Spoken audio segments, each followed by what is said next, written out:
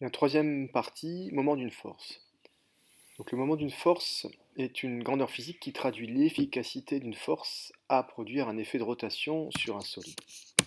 Alors souvent on parle de couple, de moment d'un couple de force ou de couple. Ici on voit que quand je tape par exemple couple d'un moteur, on tombe sur la page Wikipédia, on tombe sur le couple hein, d'un moteur. Donc le terme couple est assez utilisé. Donc dans le cas le plus simple, qui est ce cas-là, hein, vous avez, voilà, vous avez l'axe de rotation qui est là, vous avez voilà, un outil par exemple hein, qui permet d'imprimer une force. Et la force, vous l'appliquez parfaitement perpendiculairement à l'outil. Voilà, donc ici, dans la formule ici, c'est que le moment, hein, par rapport au point O ici, de la force F, ça sera la valeur de cette force en newton fois la distance ici entre le point d'application et le point O. Alors, on a vu en travaux pratiques, hein, j'ai réussi à expliquer à certains, euh, si on fait tourner un disque comme ceci, et que, par exemple, je tire dans ce sens-là, c'est la même chose qu'au-dessus. Hein. Si jamais la force est comme ça, ok, la distance, elle est prise ici. Par contre, si au lieu de tirer parfaitement perpendiculairement à cet axe-là, je tire comme ceci, on voit que finalement ma force va avoir moins d'effet pour faire tourner le disque. Je ne sais pas si naturellement c'est intuitif, mais ça se voit. Si on tire par là, ça aura plus le moment de la force sera plus important qu'ici. Pourtant, cette distance-là n'a pas changé. Cette distance-là est toujours la même. Mais en fait, cette distance-là, ça ne sera pas celle-ci qu'il faut prendre en compte. On ne peut pas prendre ces distances-là en compte. Ça sera faux, parce que sinon on aura exactement le même moment que dans le cas précédent. Et c'est pas le cas. On sent bien intuitivement que c'est c'est pas cette distance-là qu'il faut prendre en compte. Alors quelle distance prendre en compte? Eh bien en fait il faut poursuivre la droite d'action. En fait il faut poursuivre ici par des pointillés le vecteur force et la distance à prendre en compte, ça sera cette distance-là, toujours perpendiculaire en fait finalement. Tout à l'heure ici on avait la distance, ce qu'on appelle ici la droite d'action. Donc la droite d'action, ça sera perpendiculaire par rapport à la droite qui porte le vecteur force. La droite qui porte le vecteur force, c'est quelque chose qui est infini, qui a la même direction que le vecteur force. Et donc on prend cette petite distance-là qui est la distance la plus courte en fait finalement entre le centre de rotation et la droite qui supporte le vecteur force. C'est pas forcément évident. Ici, il montre la même chose que je viens d'expliquer. Donc voilà, on a ici la. Alors j'ai parlé de droite d'action tout à l'heure, j'ai fait une petite boulette. En fait, c'est le bras de levier. Ici, D est le bras de levier. La droite d'action, c'est ceci. La droite d'action ici perpendiculaire, donc ici il n'y a pas de problème pour mesurer la distance D. Ici, la droite d'action est ici, et le bras de levier, ça sera la distance entre l'axe de rotation et la droite d'action de la force. Euh, alors, petit exemple peut-être qu'on peut reprendre. Par exemple, si vous poussez, toujours pareil, on est à bicyclette, et que vous avez votre pied ici, attention, je dessine un beau pied, voilà, que vous appuyez comme ceci, l'effort que vous allez faire sera moins efficace qu'à l'instant d'après où finalement on sera comme ceci, avec tout le temps votre pied qui appuie comme ceci. On sent ici qu'on a plus d'efficacité ici que là.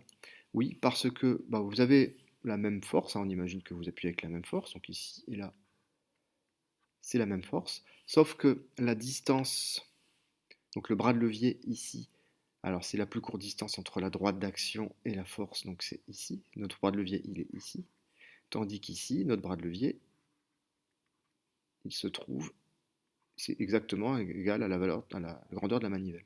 Donc des primes, est supérieur à D, donc on aura le moment de la force F ici qui sera supérieur au moment de cette force ici.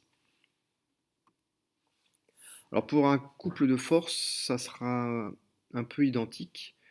Alors le couple de force, il peut être soit de part et d'autre, comme l'exemple que je donnais tout à l'heure avec un pédalier avec des pédales automatiques, on tire d'un côté, on pousse de l'autre côté. Donc là, ça sera aussi, c'est la même formule, c'est force fois distance. Sauf que la distance ici, c'est pas seulement la distance entre l'axe de rotation et la force, mais c'est la distance entre les deux forces. Et on peut aussi on peut imaginer qu'une force vient pousser sur ce point-là et tirer sur ce point-là, et on aura ici aussi un moment qui sera égal à force fois distance. Alors ça, il faudrait plutôt voir ça sur des exemples, ce qu'on va peut-être voir dans les exercices suivants. Donc je propose que vous fassiez l'exercice 6, 7 et 8, vous faites une pause de la vidéo pendant que vous faites les exercices, et après vous regardez la correction. Donc correction exercice. Donc pour ouvrir une porte, on exerce une force de l'ordre de 10 newtons perpendiculairement à la poignée en son extrémité. Donc voici voilà, le schéma ce à quoi ça peut ressembler. La poignée de porte mesure 15 cm de longueur, donc ça fait 15 cm. Et la force est appliquée à 3 cm du bord extérieur de la poignée. Donc la force n'est pas juste ici, mais elle est à 3 cm à l'intérieur. Donc bon, on imagine que le bras de levier ici, ça ne sera pas 15 cm, mais ça sera 15 moins 3, donc on aura un bras de levier ici en réalité de 12 cm. Voilà ce que ça veut dire ici. Donner l'expression du moment de la force exercée sur la poignée par rapport à son axe de rotation. Donc ici, on va appeler ce point-là O. Donc le moment par rapport à O de F, bah, c'est la force F fois la distance du bras de levier.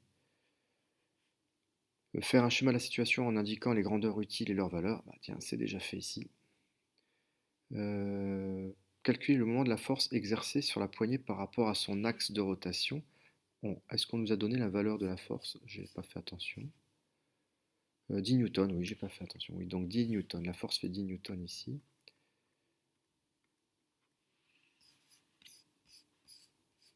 Donc c'est pas trop compliqué de calculer ici. Donc bah, le schéma de la situation il est là. 2, ça c'est donner l'expression, c'est voilà 1. Et troisièmement, calculer le moment de la force, donc le moment par rapport à O de F. Ça sera la force, donc 10 newtons, fois la distance, 12 cm, donc 12 10-2 mètres, ce qui donne 1,2 Nm. Quatrièmement, choisir parmi les poignées ci-dessous celle qui permettra d'ouvrir une porte le plus facilement. Justifier. Alors, on a une poignée de porte 12 cm, 15 cm. O, c'est l'axe de rotation. Et ici, c'est une poignée de porte. Bon, bah évidemment, c'est celle qui a la plus grande poignée, hein, puisque c'est donc plus grande poignée. Donc pourquoi ici? Parce que en fait, on aura ce qu'on avait appelé ici dans le cours hein, le bras de levier ici. Hein, ce bras de levier, cette distance-là qui sera plus importante. Donc voilà ce qu'il faut noter, un C, car le bras de levier sera plus, plus grand, simplement. Plus grand. Le bras de levier sera plus grand. Voilà, donc fin de la correction de l'exercice 6, exercice 7 maintenant.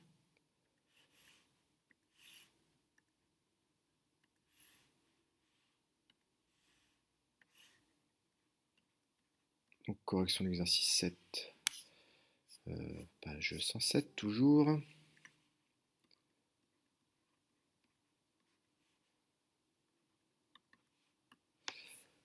Eric cherche à dévisser un écrou à l'aide d'une grande clé plate. Il exerce pour cela une force de 100 newtons. Donc on a déjà la force qui est égale à 100 newtons. Ok. À l'extrémité de la clé, mais se demande dans quelle direction il devra exercer cette force pour qu'elle soit le plus efficace possible. Ben Eric, c'est ici. Voilà, c'est pas comme ça. C'est comme ça qu'il faut faire. Voilà. Donc évidemment, on a la réponse hein, de façon intuitive. Par contre, ou plus ou moins intuitif, je ne sais pas pour vous, mais enfin moi il me semble évident qu'il faut pousser dans ce sens-là plutôt que par là. Donc on étudie deux situations, donc évidemment on va nous demander de faire des calculs. Donc pour chaque situation, refaire le chemin en repérant le bras de levier. Donc c'est parti, on va faire les deux schémas. Donc les bras de levier, où sont-ils? Alors on trace déjà ce qu'on a appelé tout à l'heure dans le cours la droite d'action. Donc la droite d'action, c'est on poursuit en fait, le vecteur force avec des pointillés. Donc on va faire ça ici dans ces deux cas.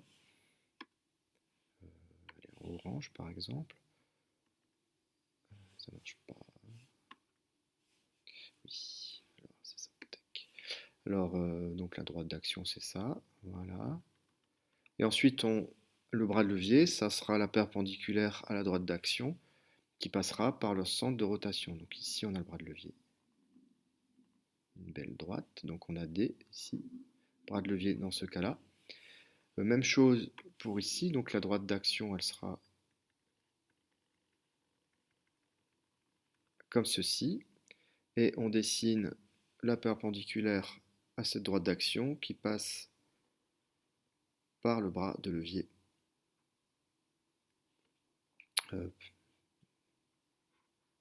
Qui passe par le centre, pardon, de rotation. Donc voici des primes ici. Donc des primes sera inférieur à D, d'où l'explication que le force F fois D prime sera plus petit que F fois D. Explication peut-être un peu rapide ici, on ne nous demande pas ça tout de suite. Refaire le chemin en repérant le bras de levier, déterminer la valeur du bras de levier. Alors pour déterminer la valeur du bras de levier, il va falloir faire un petit peu de trigonométrie. Donc bon, ici pas de difficulté, hein, la valeur du bras de levier ici, c'est D égale 30 cm. Hein. Par contre ici, D', bah, c'est la valeur de ce côté du triangle. Ici on a un triangle rectangle, donc on va pouvoir faire un petit peu de trigonométrie ici. Alors on a le 60 degrés qui est ici. Alors comment faire? Bon, on peut se dire, bon bah, on peut écrire les formules qu'on connaît. Bon, Euh, par exemple, cosinus 60, on sait que c'est le côté adjacent. Donc côté adjacent, ça sera ce côté-là. Donc ça sera la valeur de f. Mais bon, on ne connaît pas trop cette valeur, cette dimension-là, on ne la connaît pas trop. Euh, parce que ce côté-là n'a pas la longueur de la valeur de f, comme je disais précédemment. En fait, on peut l'appeler AB par exemple. Voilà, ça sera la distance AB qu'on ne connaît pas en fait. Sur l'hypoténuse, et l'hypoténuse, ben, on va l'appeler D, hein, l'hypoténuse, puisqu'on l'a appelé D ici tout à l'heure, donc appelons-le D. Donc là, on a deux inconnus, ça va pas le faire. Le cosinus, ça va pas être très utile. Par contre, le sinus, lui, va bien fonctionner, parce que le sinus, c'est le côté opposé, donc D', ce qui est l'inconnu, sur l'hypoténuse, sur D. Et bah, D', on connaît, D', c'est ce qu'on cherche, pardon, et D, on connaît. Donc on va avoir, en fait, ici, pour exprimer D', on aura D' qui va être égal à D sinus 60 degrés. Ce qui donne 26 cm, tout calcul fait. Alors j'ai laissé D en centimètres ici, il faudra mettre ça en mètres évidemment dans la question d'après, j'imagine. Ne pas oublier de mettre votre calculatrice en degrés. Si elle est en radian encore, ça ne marchera pas. Enfin, ça va marcher, mais ça va vous donner une mauvaise réponse. Bon, bref, ça ne marchera pas. Donc ça, c'était la question, la valeur du bras de levier. Donc on était à un petit B, donc un petit A, c'était ça. un petit b, ben, c'était ça, avec tout ça, n'est-ce pas?